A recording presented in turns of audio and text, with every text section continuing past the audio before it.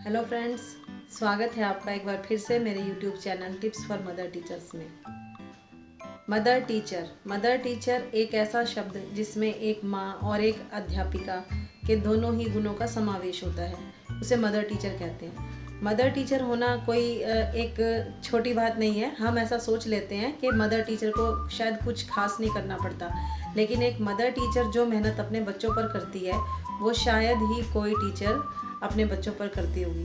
देखिए, एक बच्चे की नींव को तैयार करना बहुत ही मुश्किल काम होता है और बहुत ही सावधानी पूर्वक किया जाने वाला काम होता है, क्योंकि नींव को जैसा हम गढ़ देंगे वैसी ही वो गढ़ जाती है। इसलिए नींव अगर मजबूत होगी तो आगे उसके ऊपर बना हुआ मकान भी उतना ही मजबूत होता है। ऐसे ही ठीक बच्चे की जो नींव होती है वो प्री प्राइमरी क्लासेस में, नर्सरी क्लासेस में रख दी जाती है। अगर बच्चे की मानसिकता को समझते हुए, उसकी आदतों को समझते हुए कोई भी काम उसे सिखाया जाता है, उसके हिसाब से उसे ढाला जाता है ऐसे वातावरण में जिसमें कि एडजस्ट होना उसके लिए बहुत ही मुश्किल है, लेकिन प्यार से समझाकर अपनेपन से जब एक शिक्षिका एक माँ का रोल अदा करते हुए उसे उस वातावरण में ढालती है, उसे पढ़ना लिखना सिखाती है, तो उसे हम मदर टीचर बोलते हैं। मदर टीचर का रोल शायद माँ के बाद दूसरे नंबर पर आता है। तो मैं आपसे ये कहना चाहती हूँ कि मदर टीचर जो है वो एक बच्चे की एक माँ की तरह देखभाल करती है और एक शिक्षिका की तरह उसे शिक्षित करती है। तो एक मदर टीचर के लिए कौन कौन से गुण आवश्यक होते हैं जो कि होने बहुत ही ज़रूरी हैं। सबसे पहले तो ये है कि बच्चे को समझना बहुत ज़रूरी है। बच्चे की आदतें, बच्चे का व्यवहार, उसे स्कूल में एडजस्ट करना, ये सब वीडियोस मैं पहले बना चुकी हूँ। आप उसको मेरे वीडियोस को आप पीछे की वीडियोस में आप देख सकते हैं। अभी मैं जो आपको बता रही हूँ इसमें मैं आपको टीचिंग से रिलेटेड बता रही हूँ कि जब बच्चे एडजस्ट हो जाते हैं स्कूल के माहौल में, उसके बाद जब वो लिखना पढ़ना शुरू करते हैं तो टीचर का काम होता है उसको धीरे धीरे पढ़ाई के लिए इंटरेस्ट पैदा करना। तो इसके साथ साथ ही टीचर के अंदर कुछ एक गुण ऐसे भी होने चाहिए कि जब बच्चा पढ़ना लिखना शुरू कर देता है, जैसे मैंने अभी आपको कई चीज़ें बता दी हैं कि स्वर व्यंजन कैसे सिखाने हैं, कौन सी लाइन की नोटबुक यूज़ करनी है, और अल्फ़ाबेट्स के अंदर भी हमें कर्सिव हैंड राइटिंग के साथ सिंपल हैंड राइटिंग का कंपैरिजन करके उन्हें समझाना है। ये सब चीज़ें तो हो चुकी हैं, लेकिन एक मेन बात जो ये है कि जब हम बच्चों को स्वर व्यंजन या फिर अल्फ़ाबेट सिखा रहे हैं तो उसके साथ साथ टीचर को एक ड्राइंग में भी महारत हासिल होनी बहुत ही ज़रूरी है। देखिए, बच्चे को जब भी हम कुछ भी स्वर व्यंजन या फिर हम अल्फ़ाबेट सिखाते हैं तो हर बार ज़रूरी नहीं है कि हम उसकी बुक खोल के उसे दिखाएंगे, हर बार ज़रूरी नहीं है कि हम उसे चार्ट पर समझाएंगे या मॉडल्स दिखाएंगे या कुछ पिक्चर से रिलेटेड कुछ भी ऐसा दिखाएंगे।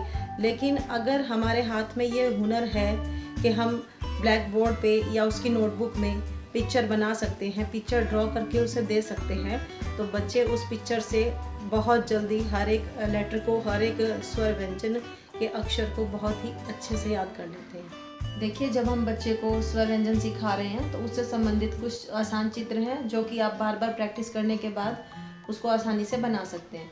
जैसे अगर हमें ऐसे अनार बनाना है तो हमें ऐसे अनार की पिक्चर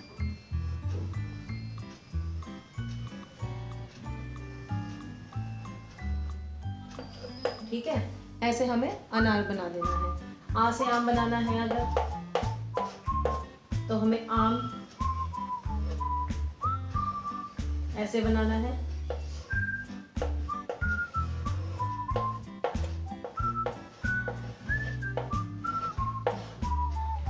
ठीक है, ऐसे ही जैसे हमें ए फॉर एप्पल बनाना है,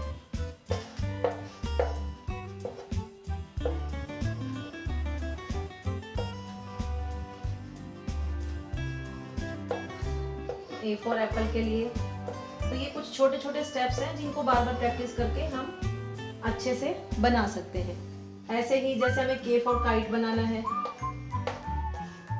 तो के फॉर काइट के लिए हमें काइट बनानी पड़ेगी।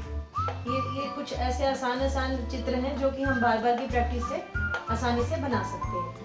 ठीक है, तो ऐसा बनाने से क्या होता है, जैसे हम बच्चों को जब बार बार नोटबुक के अंदर सेम काम बार बार रिटर्न वर्क देते हैं, हम एक अल्फ़ाबेट उसको डेली प्रैक्टिस के लिए दे रहे हैं या कोई भी स्वर व्यंजन का कोई भी अक्षर हम उसे डेली प्रैक्टिस के लिए दे रहे हैं, तो उसके साथ अगर हम इस टाइप से कुछ चित्र बना कर देंगे तो बच्चे उसको बहुत ही आसानी से याद कर लेते हैं। और ऐसा करने से क्या होता है, बच्चे जब भी कोई स्वर या व्यंजन जब अपने मन में दोहराते हैं तो उनके सामने ये चित्र भी उनके सामने, उनकी आंखों के सामने हमेशा रहता है और वो इस चीज़ को दिमाग में बैठा लेते हैं कि ऐसे अनार हैं। अब उन्हें जैसे अनार का पता है कि ये अनार का चित्र है, तो साथ में वो चित्र भी देखते हैं और उसको याद भी करते हैं। देखिए बुक्स में सब कुछ होता है, बुक्स में बार बार बच्चे बुक्स नहीं खोलते हैं, लेकिन जब हम उन्हें नोटबुक में होमवर्क देते हैं तो होमवर्क देते हुए उन्हें जब वो बार बार वो चित्र दिखेगा तो उसमें क्या है, दिखने से वो एक स्मरण शक्ति जो होती है ना, वो लर्निंग पावर होती है, वो इम्प्रूव होती है।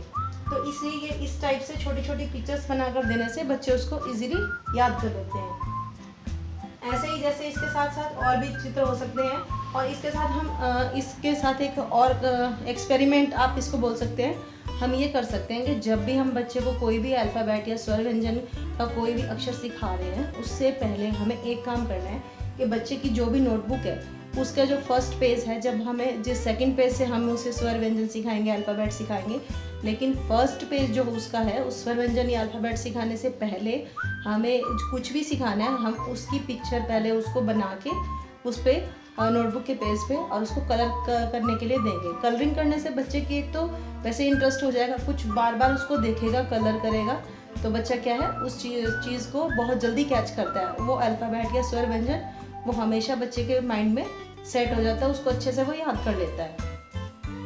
इसके अलावा टीचर को हैंड राइटिंग में भी परफेक्ट होना चाहिए। उसकी हिंदी की हैंड राइटिंग, उसकी इंग्लिश की कर्सिव हैंड राइटिंग या सिंपल हैंड राइटिंग, मैथ्स में कोई भी नंबर बनाना हो उसे जल्दबाजी में ना बनाकर उसे एक अच्छे तरीके से, प्रॉपर तरीके से समझाना, बच्चों को बॉक्स में बना के बताना। तो ये सब कुछ छोटी छोटी चीज़ें हैं जिसमें कि एक मदर टीचर को बहुत ही एक्सपर्ट होने की बहुत ही ज़्यादा ज़रूरत है। तो मैं उम्मीद करती हूँ आज की वीडियो आपको पसंद आई होगी, और आपसे रिक्वेस्ट है कि आप प्लीज़ मेरी वीडियो को शेयर कीजिए, लाइक कीजिए, और अगर अभी तक आपने मेरे चैनल को सब्सक्राइब नहीं किया है तो प्लीज़ आप मेरे चैनल को सब्सक्राइब कीजिए। Thank you.